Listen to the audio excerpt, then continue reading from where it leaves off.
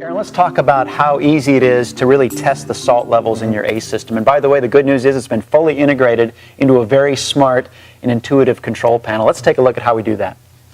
The first thing you're going to want to do, Scott, is press the options button. Okay. At that point, you will see the words Water Care in the bottom right-hand corner of the screen. Perfect. Hit the Water Care button. Up will come the word Setup in the bottom right-hand corner again. Sure. Hit the Setup button, and now you have the ability to run a salt test. Perfect. Very simple. Of course, you see that the color codes are red, green, and yellow. Obviously, our target is green. Aaron, what's the ideal salt level for an ACE saltwater system? It's important that salt levels are between 1,500 and 1,750 parts per million. Perfect. And at that level, performance is optimized. Now, of course, Aaron, it looks like there's a button that says yes if you want to run a test. By the way, how long does it take for the results of a test to fully process?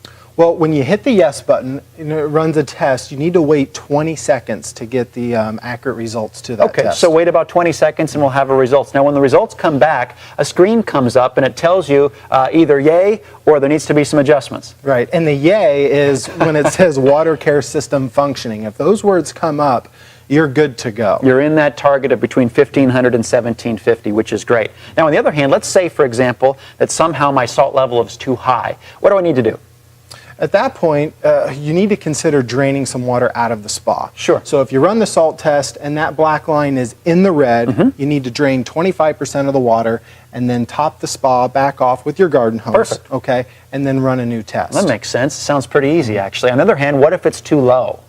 If it's too low, of course, we're going to add salt. Okay. And it's important that we add salt just a cup at a time. Makes total sense. So just a little bit at a time, and again, the same procedure of making sure we're running our jets for between 5 and 10 minutes to allow it to mix in, and waiting then to run a test. Now, one thing to note is you cannot run an effective test while the jets are actually running, correct, Aaron? Correct. Okay, very good. Our goal, bottom line is this, is to have that come up to say, listen, you did good, Water Care System functioning. You're exactly right, Scott. Perfect.